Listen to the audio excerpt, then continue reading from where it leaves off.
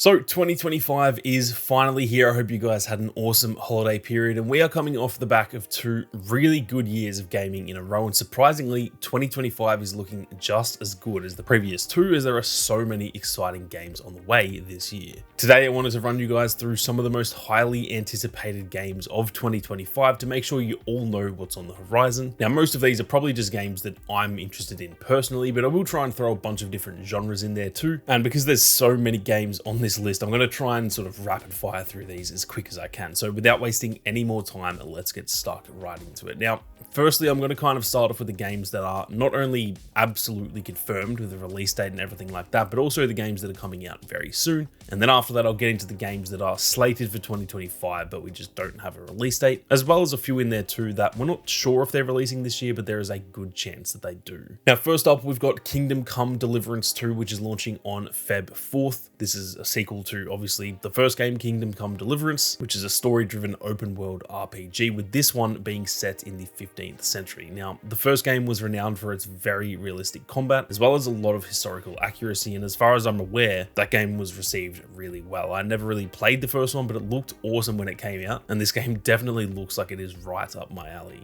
Moving on, we have Civilization 7, better known as Civ 7, which is launching on February the 11th. I'm sure everyone knows what Civ is, but for those who don't, it is a classic turn-based strategy game, and it is one of the most popular in the genre, if not the most popular overall. They are apparently revamping some of the systems in this game, including a new 3-age structure, which is being touted as a pretty bold change to its familiar formula. But with how well the Civ franchise is generally received, I'm sure they're going to knock this out of the park. I've never really played that much Civ at all myself. I've played a lot of games like Age of Empires and Rise of Nations back in the day, but for some reason I never really got into Civ, so this is one that I'm not too sure I'll get around to, but I'm sure a lot of people are very excited for it. Now, next up, we've got a game that I am definitely excited for, and that is Assassin's Creed Shadows, which is launching on Feb 14th. Now, this is no doubt going to be a controversial game. It feels like pretty much every Ubisoft game is at this point, but not only is it a Ubisoft game, there is also a lot of drama already around the characters in this game, which unfortunately is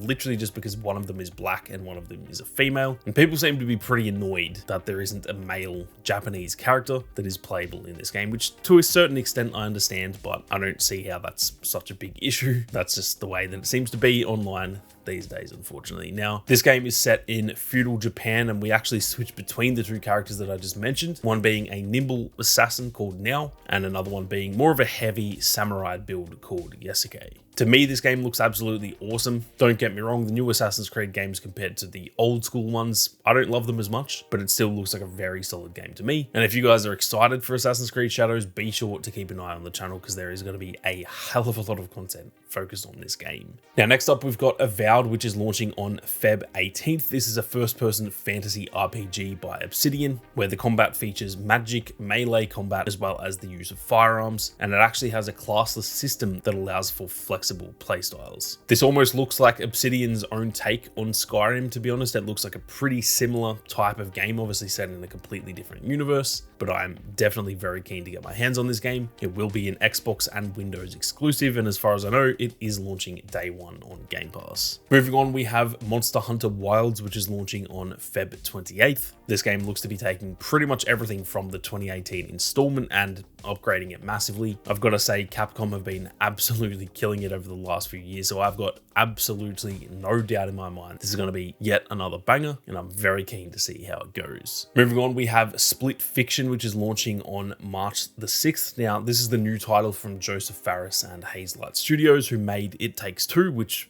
was a Game of the Year winner, as well as A Way Out 2. Now, it's going to be in the exact same format as those games, which, if you guys haven't played them, they are entirely split-screen co-op. You cannot play these games by yourself, and the entire game, whether you're playing actual split-screen or even playing on different consoles or PCs, the game actually shows the split screen the entire time, and it's a really, really fun game to play with your partner or a friend. And having absolutely loved It Takes Two and A Way Out, I am definitely very excited for this one. Now, the last one we've got here for the actual confirmed release dates is the first Berserker Kazan, which is launching on March 27th. This is a hardcore action RPG that's set in the Dungeon Fighter Online universe, a game that, I'm not gonna lie, I'd never really heard of before, but it has over 800 million players worldwide. So clearly I've just missed out on that one. It is seemingly a massive franchise, and this is taking that from an online sort of setting and setting it in a hardcore action RPG setting. The trailer for this was shown off at the Game Awards, and it was actually produced by the Russo brothers, who obviously are behind the MCU. Now, I'm not too sure if they have any involvement with the actual game or not. They haven't really said anything like that, but seeing as they were involved in the trailer, I'm interested to see if they do have any say at all in the game. Now, like I said, that's pretty much it for the confirmed release dates. Before we get into the rest of the games, and keep in mind there are a hell of a lot on the way, if you guys are new to the channel and you're interested in plenty of upcoming content covering pretty much all of these games, or the large majority of them anyway, then be sure to hit that subscribe button and turn on those notifications. There is a hell of a lot of content on the way throughout 2025, so make sure you don't miss out. Now, moving on to the games that don't have official release dates as of yet, and I'm not gonna lie, I sort of can't make this video without starting off here with GTA 6. This is easily going to be the biggest game launch of all time, not just of 2025, but literally of all time. It's going to break every single record by a country mile, and it will probably be the biggest release of any media ever. Not just talking about games, but including film, TV, and music. This will probably be the biggest piece of media we've ever seen in terms of just how big it is, how much money it makes, and how much talk about it there is online. As of right now, like I said, there is no release date. It will most likely be October, November, somewhere around that time if it does launch this year. There's been a few rumors that it may be actually delayed until 2026 because Rockstar obviously don't tend to rush their stuff out. They always take the time to make sure they're right. So we're going to have to wait and see, but as of right now, it is still slated to be launching in 2025. Now, to follow up on that, we've also got another massive game, and this is Elden Ring Night Rain, which is essentially taking the Elden Ring that we all know and love, but turning it into a co-op game with 3 players, as well as being playable solo too, which is very important. And it's more of a sort of boss rush survival version of Elden Ring, almost like a roguelike, although they haven't actually used that buzzword when explaining the game themselves. Now, there are playtests for the game in February. You can actually sign up to hopefully get in on Steam, but that is just a playtest. We don't know the actual release date. Again, I'd have to imagine it will be probably later in the year, or maybe, you know, mid-year or something like that, but you can expect plenty of content on that game once we get some more information. Now, next up, we have Ghost of Yotei, which is obviously a PS5 exclusive. This is a standalone sequel to Ghost of Tsushima by Sucker Punch that launched back in 2020. Now, like I said, it's a standalone sequel, so this is a different setting to the first game. It is set 300 years after the events of that game, and as far as I know, it pretty much has nothing to do with the first game, which I'm actually really excited about, because now this means they can essentially just do as many of these as they want without them all needing to make sense with each other. The protagonist of this game is called Atsu. She is a female warrior, and being female, I'm sure people aren't going to freak out about that and hate this game for absolutely no reason. So I'm definitely very interested to see what the discourse is around this game once it launches. Now, next up, we've got Marvel 1943 Rise of Hydra. Now, this game is made by Skydance New Media, who are actually led by Amy Hennig, who was behind the Uncharted series. So there are some big names behind this game. It is obviously focusing on Captain America as well as Black Panther, although this is not the same Black Panther as the movies that we've seen recently. This is focusing on Azuri, but there are actually 4 playable characters, not 2. So we can obviously play as Cap or Black Panther, but there's also Gabriel Jones, who's an American soldier, as well as Nanali, who is a Wakandan spy. Seeing as in the title it is Marvel 1943, this is obviously set during the Second World War, and we'll be able to navigate iconic locations during that war, such as occupied Paris, for example, but also places like Wakanda, and I think this game is going to be absolutely massive. Now, next up, we've got a PS5 exclusive in Death Stranding 2 On the Beach. This is a direct sequel to the first game, so it is once again featuring Norman Reedus as Sam Porter Bridges. The trailer looked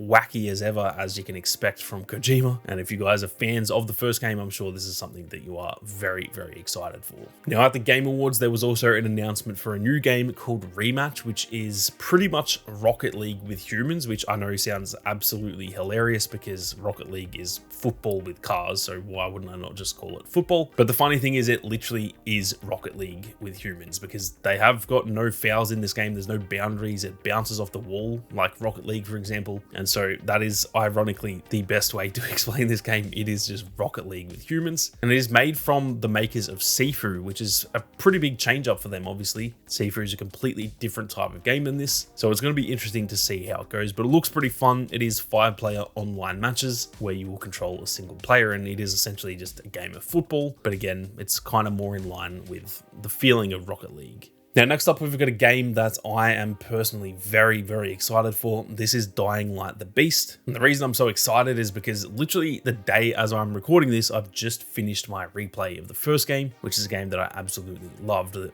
launched around 10 years ago now. So the best part about this game is that players will be reprising the role of Kyle Crane, who is the main character of the first game. It is set 13 years after that first game, after Kyle has endured 13 years worth of brutal torture. So I have no doubt the story is going to be absolutely mental, and I cannot wait for this game to come out. Moving on, we have Mafia: The Old Country. This is an action adventure game, which is a standalone prequel to the previous game. So it's not really anything specifically to do with the characters and stuff from the previous games, but it is still technically a prequel to those games. Now, it is set in a rich open world that's set in 1900s Sicily, and it actually focuses on kind of the origin stories of organized crime within the Mafia. So based on how the old Mafia games were, I think this is going to be a pretty awesome game, and I think it's got a really, really interesting setting as well. Next up, we have Borderlands 4, and honestly, I don't really know what to say about this game. This is just another Borderlands game. There's nothing crazy to note here. That probably sounds negative, saying it's just another game, but I actually love Borderlands as one of my favorite franchises, so I'm very keen on this game. I'm sure it's going to feel pretty damn similar to the previous games. They all do feel very similar, but nonetheless, I'm very excited for it to launch. There are apparently a lot of enhancements to do with like the traversal and stuff like that, and I'm sure the graphics will be even more insane with the classic Borderlands sort of aesthetic that this game usually has. Next up, we've got Crimson Desert, an action-adventure game by Pearl Abyss, who are a relatively new South Korean publisher. They've made a few games in the past, but nothing to the level that Crimson Desert looks to be. It's set in a medieval fantasy world. It looks to have an absolutely awesome open world that is completely filled to the brim from all the stuff we've seen in the trailers. And we've also seen some pretty fast-paced combat as well as exploration. There is the iconic moment in the trailer that shows the character actually pole vaulting over a fence, which is pretty insane. I've never really seen anything like that in a game like this. But yeah, this is a game that has a lot of hype behind it. It kind of reminds me a lot of Black Myth: Wukong, where it's made by an Asian publisher that we don't really know too much about just yet. And yet it looks like it is going to be some huge AAA experience that may spawn a completely new massive franchise from it. Now, moving on, we have got Doom: The Dark Ages. I'm sure every single person watching this surely knows what Doom is. And this is a direct prequel to Doom 2016. It's going to explore the origin story of Doomslayer, which is actually very exciting. And the best part about this is that it will be on PS5, even though Doom is now technically an Xbox IP. It's made by ID Games, who are part of the ZeniMax Studios, who are then obviously now owned by Microsoft. But the good thing is they're not making this an exclusive. It will be on PS5, Xbox, and Windows. Next up, we have Arc Raiders, which is another one that's not really confirmed for 2025. It was initially sort of touted to be 2024, and we just never really heard anything. It's one of those games that they've announced, but they didn't ever really give it a release date. And so a lot of people are assuming it's going to be this year, but we actually have no idea at all. This game is being developed by Embark Studios, who made the Finals in 2023. And this studio is made up with a lot of the ex-DICE employees there. It's sort of a big chunk of the old Battlefield team on some of the more classic Battlefield games. Now, Arc Raiders is set to be a free-to-play third-person shooter where players will team up to fight enemy mechs known as Arcs. The best way to describe this game is that it looks pretty damn similar to Helldivers 2. And so if you enjoy that type of game, I'm sure this is right up your alley. Moving on, we have got Fable, and this is a reboot of the iconic franchise, one of my favorite games as a kid, and this will be an Xbox and Windows exclusive. Now, it seems like it's going to have a lot of nods and sort of like similar feels to the old games, but it is being built entirely from the ground up for pretty much a new generation of players. So it is a complete reboot of the franchise, and I'm definitely interested to see how this goes. It could spawn almost a new like version of Fable where we're getting sequels and stuff like that, and seeing as I love Fable, I definitely hope this game goes well. Moving on, we have got got Metal Gear Solid Snake Eater. This is actually a remake of the 2004 classic, which I actually never got around to playing, but I do love the Metal Gear Solid games, and I've heard that Snake Eater was one of the best, or at least one of the most loved anyway. For those who haven't played, it is a classic like action adventure sort of stealth game. That is what Metal Gear Solid is known for, and with this being a remake, it is going to be pretty much the same story. However, it is obviously completely revamped with modern technology, including modern graphics and completely new gameplay. Next up, we've got The Outer Worlds 2. This is an action adventure RPG from Obsidian, who seem to be on absolute fire lately. Now, The Outer Worlds 2 will retain its sort of satirical tone from the first game while adding plenty of new improvements and enhancements. The trailer was actually almost taking the piss out of the first game and saying that they're kind of doubling everything, so it looks very exciting. I'd actually recommend going and watching that trailer just because it's really funny and it is kind of like brutally honest, which I really like. And this game will be a Microsoft exclusive, so obviously it'll be available on the Xbox and the PC only. Now, last but not least, we have got Metroid Prime 4 Beyond. This is the next installment into the classic Metroid franchise. Now, unlike a lot of the games in the Metroid franchise, this is a first-person action-adventure game. A lot of them are obviously like side-scroller type games, but this will be another first-person game, once again focusing on Samus. It is launching exclusively on the Switch, but it might also launch on the Switch too, whenever the hell that comes out. So I dare say this is going to be a lot more beefed up than a lot of previous Switch games, and I'm definitely very keen to give this a try. Now, lastly, I've just got 5 games here that I want to mention that I don't think will launch in 2025, but they haven't been given release dates, so we can't really rule these out just yet. I'm not going to give too much details on each of them, but I just wanted to quickly mention them. Firstly, we have Wolverine from Insomniac, who obviously made the Spider-Man games. I have a feeling this probably won't launch this year, but it's not out of the picture, and I'm definitely very, very keen for this game, so I do hope it launches this year. That being said, I hope they don't rush it either. There is also Jurassic Park Survival, which we got the trailer for, I think, at the previous Game Awards, so that was technically 2023, but again, that didn't really get a release date, so not too sure if that's this year or if that was one of those trailers that's kind of announcing it years and years in advance. We also got a trailer for Turok Origins at the most recent Game Awards. Again, no release date at all, so there's a chance it releases this year, but I doubt it. I feel like that's more of a 2026 title. There is also Gears of War E-Day that we just really haven't heard anything about. We know it's coming out, but that's essentially it. So there's a chance it comes out this year, but again, I'd probably guess that is going to be 2026. And then lastly, we have got Blade by Arcane Studios, which I am very, very excited for. Now, this one I do feel like there's a good chance it comes out this year, but again, we haven't really heard anything about it. We got the trailer for this back in 2023 at that Game Awards, and then we just really haven't heard anything since then. Now, one of the Arcane Studios was actually shut down, the one that made Redfall, and so I don't know if that's like impacted the development of this game or anything, and maybe it's been delayed, but yeah, I do think there's a slight chance this releases this year, but again, it is a little bit too early to tell. But anyway, guys, that is pretty much it for some of the most highly anticipated games of 2025. If I've missed any obvious ones or any that you guys are just keen for yourself, be sure to leave them down in the comment section. There are so many games that I have no doubt I've missed some very obvious ones, so please do correct me down in the comment section. I'm also keen to hear what you're most excited for, so be sure to leave a comment on that down below as well. But with that being said, thank you all very much for watching. You guys have a great day, and I'll catch you all in the next one.